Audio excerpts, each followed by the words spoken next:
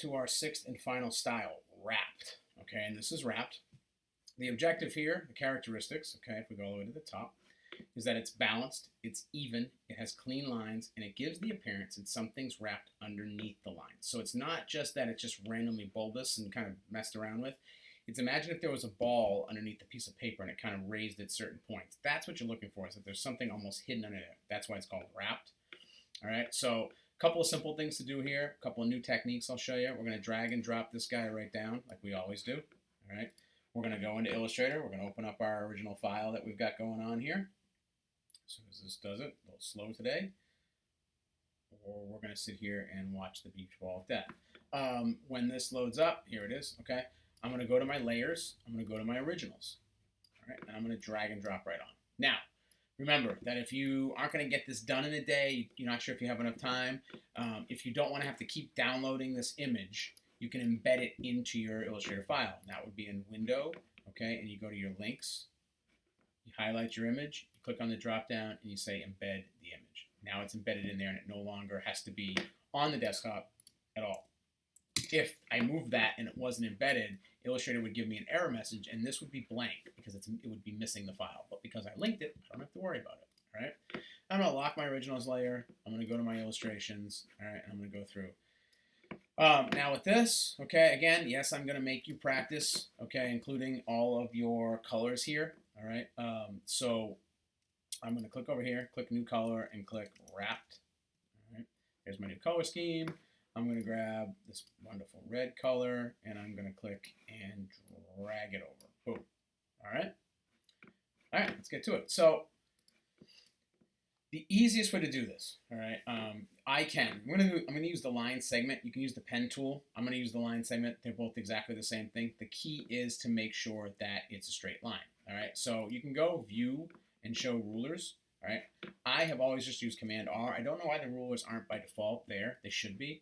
All right. I'm going to just line up a guide right here. I'm going to grab my line segment tool. All right. I'm going to click. Oops, excuse me. I'm going to click and drag my line segment because line segments are click and drag. And then I'm going to take my stroke and I'm going to give it some weight. So I'll probably go to 5. 5's good. All right. Keep it black for now so I can see it. All right, and I'm going to click on my guide and just delete it. If you can't delete your guide, it's because your guides are locked. Okay, you can unlock them. Now, I am going to take this one and I'm going to hold the Option key. And you could sit here and Option drag, and you could use the guide, okay, to automatically put them in place. So I could sit here and go like this. And you're going to notice, okay, as I do this, that it's going to line it up for me. Now, the one thing you are going to notice is 1, 2, 3, 4, 5, 6, 7, 8, 9, and I have 1, 2, 3, 4, 5, 6, 7, 8, 9. I have 1, 2, 3, 4, 5, 6, 7, 8, 9. You'll notice how off it is, okay? Partially because the original isn't that lined up, and partially because the distance is kind of different. So that way's okay, but I'm going to show you a much more precise way to know that they're exactly the same distance. I'm going to take this one and I'm going to drag it down here. Okay, you notice my smart guide is lining it up the center for me with that pink center line. And I'm going to drop this. I'm going to select both these. All right, this is my blend tool. I'm going to double click on the blend tool and I want to make sure it's on specified steps. And I said 9, and I want 9 steps. All right, I click OK. Now I'm going to click with the blend tool on the first one, and I'm going to click with the blend tool on the second, and boom. These are all exactly the same distance apart automatically, all right, which is really nice. Now, when you do the blend tool, okay, they're all one piece. So if I go ahead and just pick a color, you'll notice they all change, which if I was just keeping it like this would be perfectly fine and it really wouldn't be a problem, all right? But I'm not keeping like this. I got to do some work to it. So what I need to do first is I need to go to Object and I need to expand it. Now when I expand it, it's going to break it apart. It doesn't, if I expand it again, it'll turn it into shapes. If you remember previously in color, it turned it into shapes. Expanding something that's been blended only breaks it into pieces.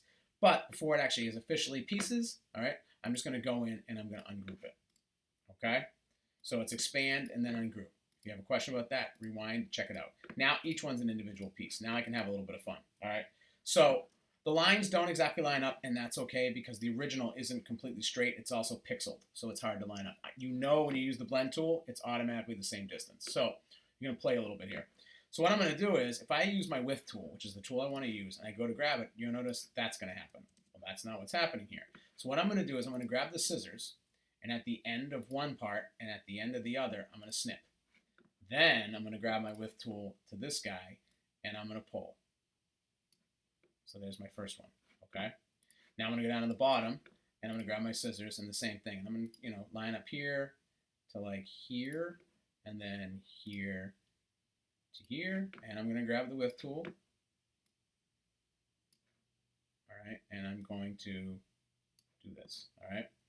So now I'm going to grab I'm going to go down and do the whole thing. So I'm going to go click, click, click. You get the idea. All right, I'm just going to separate all of my pieces here. Okay, I'm not going to do the whole thing because I don't want to bore you. I think you get the idea. So you're going to go through and you're going to set up the sort of wrap piece here. All right, now when I'm done, okay, let's pretend I'm done with this whole thing. All right, I'm going to take the whole thing.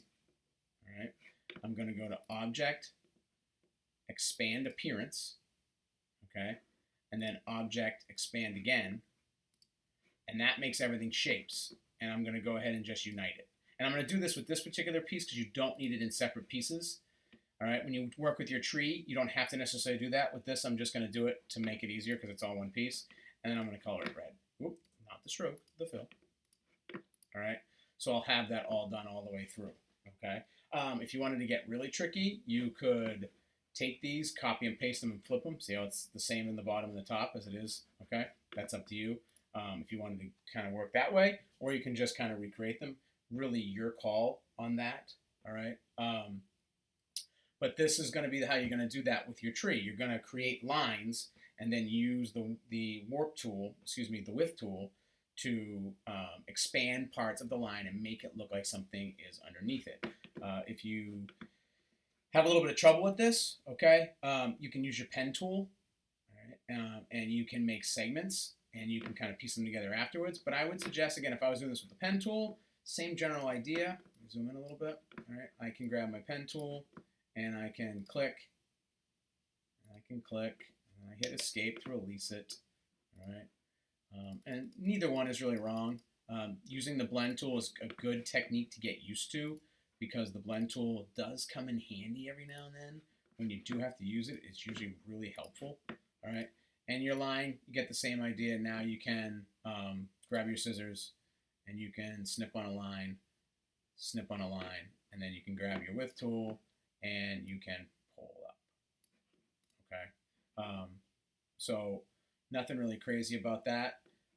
Again, so you can use the pen tool, you can use your line segment tool. Line segment tool is just drag and it drags a line. If you try to click, it's going to ask you how long you want the line. You can say 6 and it'll make the line. All right. And if you have your smart guides on, the line segment tool will line up to a 0. But I find it's nice to have guides too. Okay? So that'll give you your final piece. All right? So then you'll have all 6 pieces. Now, if I've got this done with all of these, what I'd probably want to do is take them all, hold the shift key. Very important to hold the shift key. All right? Scale them down so they fit the paper. All right? And of course, I'm going to go to my layers. I'm going to unlock my originals layer. I'm going to get rid of this guy because I don't need him anymore. Oop, I don't need that either. Okay. So that you have all of your 6 illustrations, your recreations here. Okay. And then you can begin to put your trees. And if you want, you could shrink them a little bit more. All right. And just give them a little more space between themselves. All right. I am noticing something funny. Anyone notice what's going on here? All right. If this happens sometimes, and I won't show you with this just because it's, if I have this set up with a stroke, okay, and let's say it's, where are you? I'm losing my strokes here. All right, right now it's a 5-point stroke. If I scale it down, okay, it's holding, it got larger, see that? All right, what you can do is you want to make sure that in Illustrator's preferences, under General, you want to make sure you have scale, stroke, and effects, okay? If you do that, okay, as it gets smaller, the stroke gets smaller with it so that it's even, all right?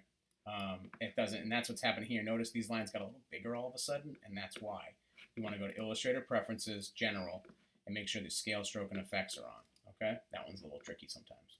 If you notice that, and I'll show you the difference with this, if I take this right now, okay, and scale it up, you'll notice it stays heavy, all right?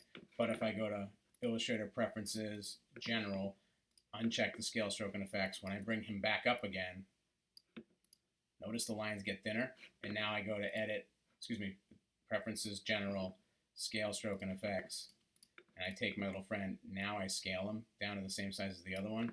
Look at the difference. See that? So if you notice that happening, just undo it and make sure that in your preferences under General, I don't know why it's automatic. It's not automatically by default set, but that's a big setting that you want to set, okay? Let me get rid of this guy because he's kind of ugly. All right?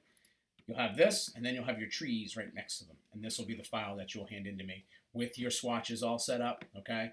So you've got coded, you've got tran, you've got color, you've got pickup, and you've got wrapped, okay? You don't need one for this because it's just black, so I'm not worried about that, all right? Actually, I guess technically, if I wanted to be in order, I could go like this, all right?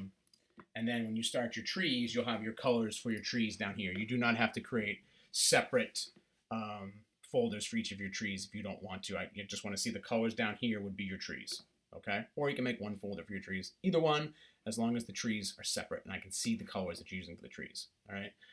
Again, you can use one palette for the trees, all right? So you could come up with a bunch of different greens and browns that you want to use, and you could use those for the same trees all the way through. It's your call. You do not have to use the colors that are here for the trees, okay? You do not have to use those colors, all right? Any questions? Let me know. Watch the videos a couple times if you need to. That's why they're there. Good luck.